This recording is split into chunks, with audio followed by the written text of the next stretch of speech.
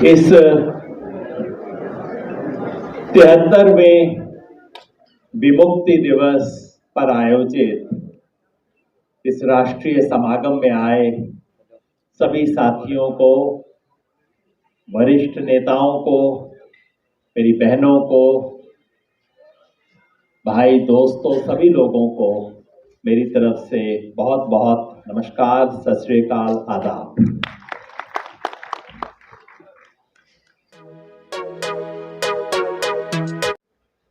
मेरे परिचय में मेरे भाई ने सही बात कही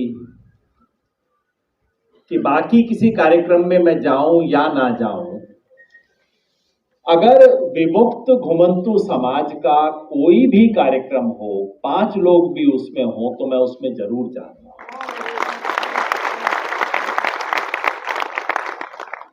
और उसका कारण, मैं खुद इस समाज में पैदा नहीं हुआ हूं, लेकिन मैं समझता हूं इंसानियत का सबसे बड़ा इम्तिहान, टेस्ट इस बात में नहीं है कि जिस परिवार में, जिस खानदान में, जिस जात बिरादरी में आप पैदा हुए, आप उसका झंडा उठाएं। ये बात सही है, सामान्य है, होता है दुनिया में। लेकिन जब आप अपने जन्म के संयोग से अलग होके, जहां पैदा हुए हैं उस संयोग से अलग होके किसी और का दुख दर्द समझ सकें, तभी आप इंसान बनते हैं। जब कोई मर्द खड़ा होके कहता है कि वैसे मैं पैदाइशी तो मर्द हूं, लेकिन औरतों के साथ बड़ी गैरइंसाफी हो रही है, मैं उसके लिए खड़ा हूं। जब घर में कोई औरत पिटती है, बेटी पिटती है, और जो आदमी, जो भाई, जो पड़ोसी उसके लिए खड़ा होता है, वो अपने आप को इंसान साबित करता है। मैं यहां इसलिए हूं कि मैं बहुत वक्त से, जब से जान पाया, बचपन में तो इन चीजों को समझने का मौका नहीं मिलता था। कभी कभी गाड़ियां लुहार दिख जाते थे, कभी सपेरे दिख जाते थे, कभी नट समाज के लोग दिख जाते थे। हम भी बच्चे की तरह उसमें एंटरटेनमेंट देखते थे। लेकिन जब होश संभाला, कुछ समझ आई, तो मुझे पता लगा कि आज इस आजाद भारत में आज भी गुलामी की जिंदगी जीने के लिए मजबूर अगर कोई वर्ग है, तो वो ये विमुक्त समाज है। नाम है विमुक्त। 73 साल पहले सरकार ने कागज पे तो मुक्त कर दिया, लेकिन जमीन पे आज भी मुक्त नहीं हुआ।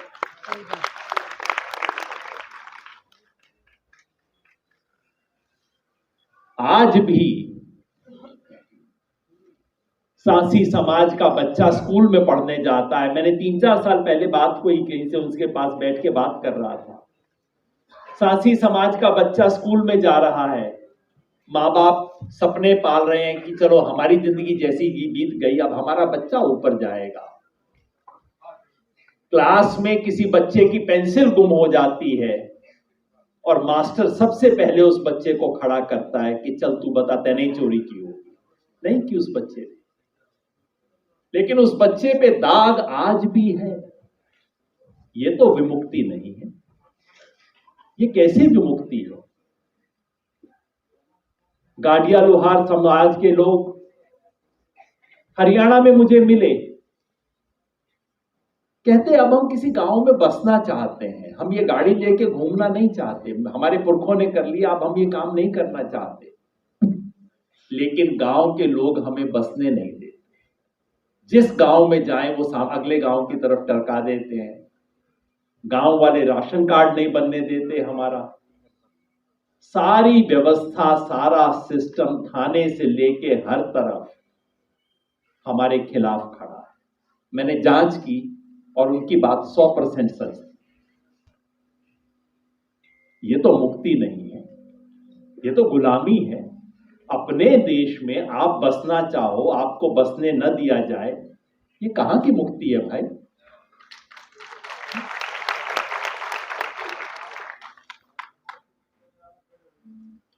मेरे दोस्त ने इतना सुंदर गीत गाया,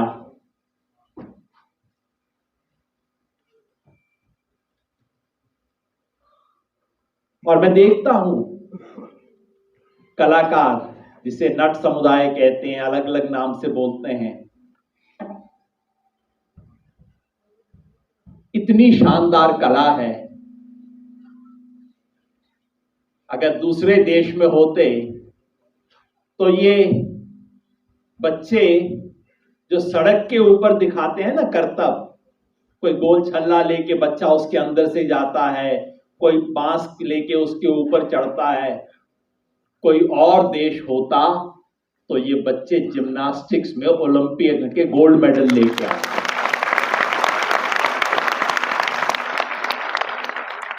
लेकिन हमारा देश है जिसमें इस शानदार कला को उनकी नीचता की निशानी माना जाता है, उनकी ऊंचाई की निशानी नहीं माना जाता।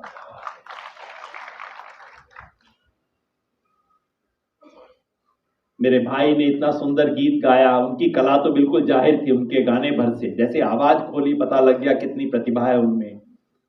और ऐसी कितनी प्रतिभा वाले समाज हमारे यहां हैं, लेकिन समाज उनकी प्रतिभा को कोई जगह नहीं देता। गीत गाने से पहले हम सब ने नारा लगाया, भारत माता की जय। मैंने भी लगाया, लेकिन मैं पूछता हूं, सोचता हूं, वो भारत माता कौन है?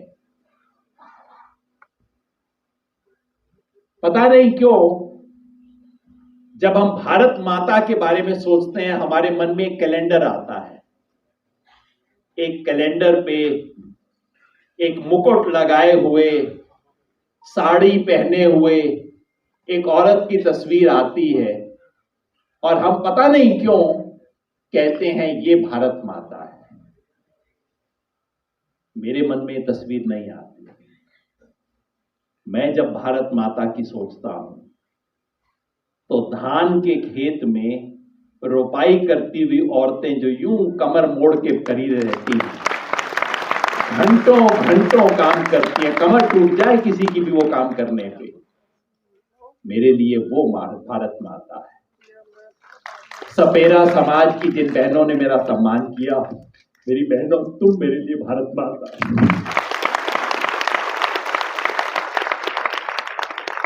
जिस दिन ये देश ये सीख जाएगा, ये इंसानियत का देश बन जाएगा।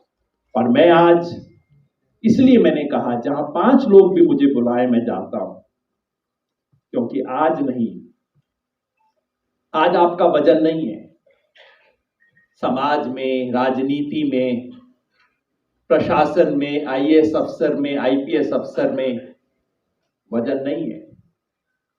लेकिन इस हॉल में कोई अंबेडकर बैठा हुआ है, मैं उसे पहचान नहीं पा रहा, लेकिन एक फुले, एक अंबेडकर इस कमरे में बैठा हुआ है। और जिस दिन उस फुले, उस अंबेडकर की आवाज उठेगी, ये समाज संगठित होगा, अपनी प्रतिभा को पूरे देश के सामने लेके जाएगा। उस दिन वो 5 लोगों की मीटिंग, वो 50 लोगों की मीटिंग इतिहास के पन्ने में दर्ज होगी।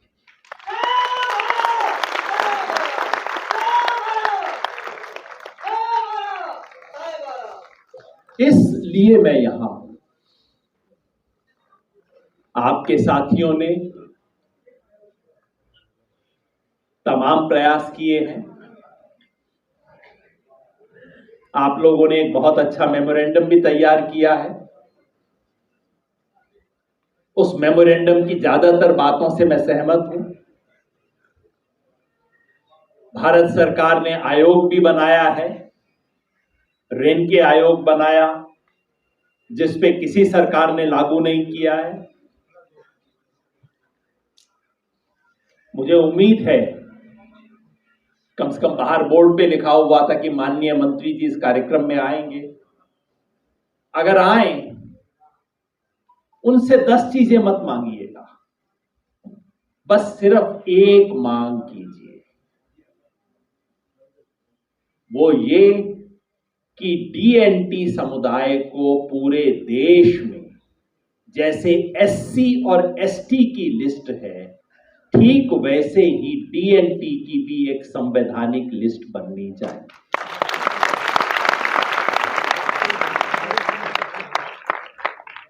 कोई पूछेगा कि लिस्ट बनने से क्या हो जाएगा? भाई, आज विमुक्त घुमंतु समाज की सबसे बड़ी ट्रेजेडी ये है कि उसका कोई कागज में वजूद नहीं है। किसी स्टेट में ओबीसी, कोई जाति एससी, कोई कहीं पे एसटी, एससी में है तो एससी में दूसरी जातियां इतनी आगे हैं कि उनके सामने खड़ा ही नहीं हो सकता हो। अगर ओबीसी में है तो उसका मुकाबला उन लोगों से है जिसके पास 10 एकड़ जमीन है, 20 एकड़ जमीन है, वो भी ओबीसी में है, दूसरा भी ओबीसी में है। ये गडरिया लुहार उस 20 एकड़ वाले के साथ कैसे कॉम्पीट करेगा? पहली शर्त किसी भी समाज के संघर्ष की पहली पायदान है कि हमें पहचान मिले, मेरा नाम हो, मेरी अलग कैटेगरी हो, मेरी अलग सूची हो, और मैं कह सकूं कि मेरे वाली सूची के अंदर मेरी अलग से लाइन लगे और मैं जाके पूछूं, किसी दूसरे की लाइन में पीछे खड़ा ना हो, मैं जाके पूछूं ये मेरे वाली लाइन कहां है, अपने वाली लाइन में जाके। अगर बस करे तो मंत्री जी से बस ये एक चीज मांगिएगा, क्योंकि 50 चीजें मांगने में दिक्कत ये हो जाती है कि जो सबसे हल्की मांग होती है वो सरकार और मंत्री बड़ा जल्दी से मान लेते हैं कि चलो हो भी गया, आपका भी मुंह बंद हो गया, मेरे को भी कुछ देना नहीं पड़ा, मेरी जेब से भी कुछ नहीं गया। करना यही चाहिए। और ये मैं पार्टी की बात नहीं कह रहा हूं, सच बात ये है, किसी पार्टियों ने इस देश में डीएनटी समुदाय के साथ न्याय नहीं किया। आज जवाहरलाल नेहरू को जरूर याद करना चाहिए क्योंकि विमुक्ति का काम उन्होंने किया, लेकिन एक बार कागज में विमुक्ति करने के बाद जो जमीन पे विमुक्ति होनी चाहिए थी उसका काम किसी ने नहीं किया। वो संघर्ष बाकी है। तो पहली मांग, सबसे पहली चीज जिसकी आवश्यकता है कि डीएनटी की अलग से राष्ट्रीय लेवल पे लिस्ट बने। राज्यों में बनी है, महाराष्ट्र में लिस्ट है, राजस्थान में लिस्ट है, छोटी मोटी चीजें सरकार कुछ अलॉट कर देती है, फाइल का पेट भरने के लिए कुछ छोटे मोटे काम कर देते हैं, मगर राष्ट्रीय स्तर पे जैसे एससी और एसटी, एससी का मतलब क्या है? शेड्यूल्ड कास्ट, पर हम शेड्यूल कास्ट शब्द बोलते बोलते भूल गए। शेड्यूल का मतलब क्या है? शेड्यूल का मतलब होता है लिस्ट। संविधान में बनाई गई एक लिस्ट को शेड्यूल कहते हैं। तो ये शेड्यूल्ड कास्ट है, शेड्यूल्ड ट्राइब है, वो ट्राइब जिनकी लिस्ट संविधान में बनाई गई है। इसी तरह से शेड्यूल्ड डीएनटी की एक सूची बननी चाहिए संविधान में देखा। जब तक वो नहीं हो सकता, क्योंकि ये बड़ा काम है, ये बड़ा काम किसी एक मंत्री के हां करने से होगा नहीं, इसके लिए देश की संविधान में एक संशोधन करना पड़ेगा जिसकी जरूरत है।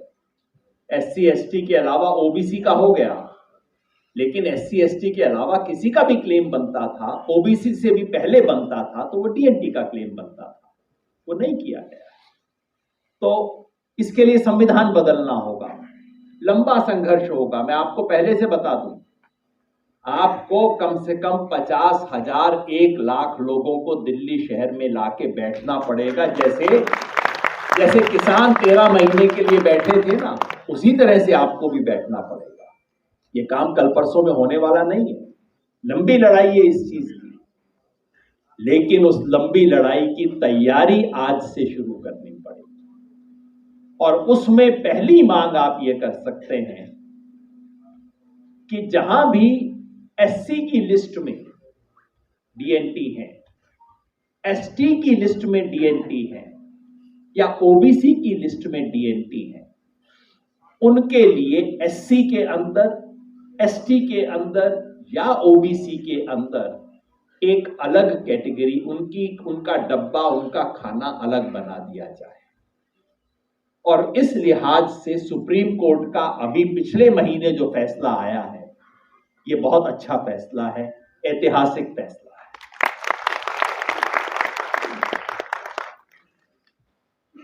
मैं 5 मिनट समझा दूं ये फैसला है क्या, क्योंकि मुझे यहां बैठे हुए हर व्यक्ति के पीछे कम से कम 1000 व्यक्ति दिखाई दे रहे हैं। यहां समाज की क्रीम है, यहां डीएनटी समाज के वो लोग हैं जो खुद किसी ना किसी संयोग से, अपनी मेहनत से, किसी काम से दो पायदान ऊपर चढ़ गए। कुछ को शिक्षा मिल गई है, किसी की आर्थिक स्थिति थोड़ा ठीक हो गई है।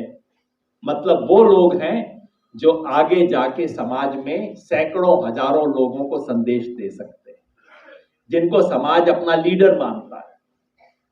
तो इस कमरे में कार्यकर्ता नहीं है, लीडर है सब। और लीडर के लिए बहुत जरूरी है कि उसे पता हो, ताकि वो जाके आगे 2-2, 500 लोगों को समझा सके।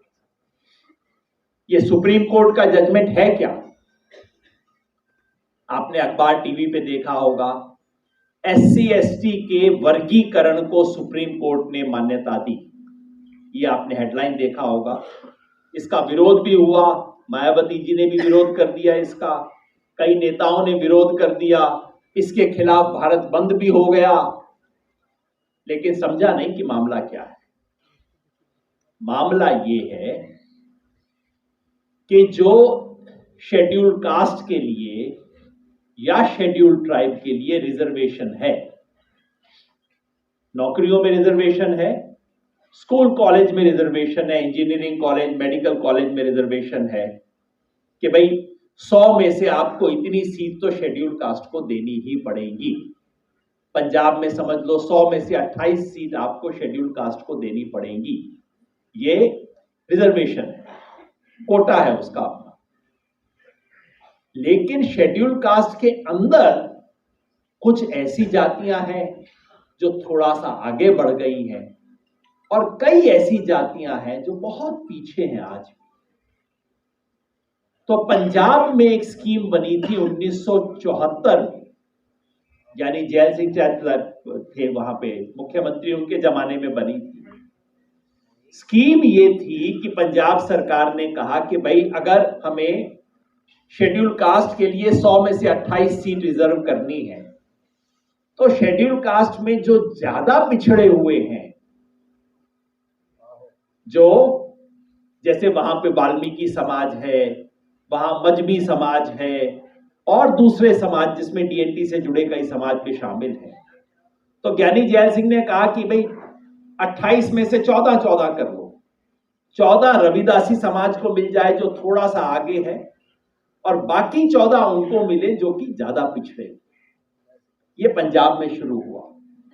फिर यही बात हरियाणा में भी हुई। हरियाणा में भी जाटव समाज थोड़ा सा आगे है, वाल्मीकि समाज और धानुक समाज पीछे है, और जो बाकी डीएनटी समाज है वो तो बहुत ही पीछे है। तो हरियाणा ने भी ये स्कीम बना दी, फिर आंध्र प्रदेश ने बनाई, फिर बिहार ने बनाई। लेकिन सन 2004 में इस देश के सुप्रीम कोर्ट ने एक फैसला दिया। सुप्रीम कोर्ट ने कहा कि शेड्यूल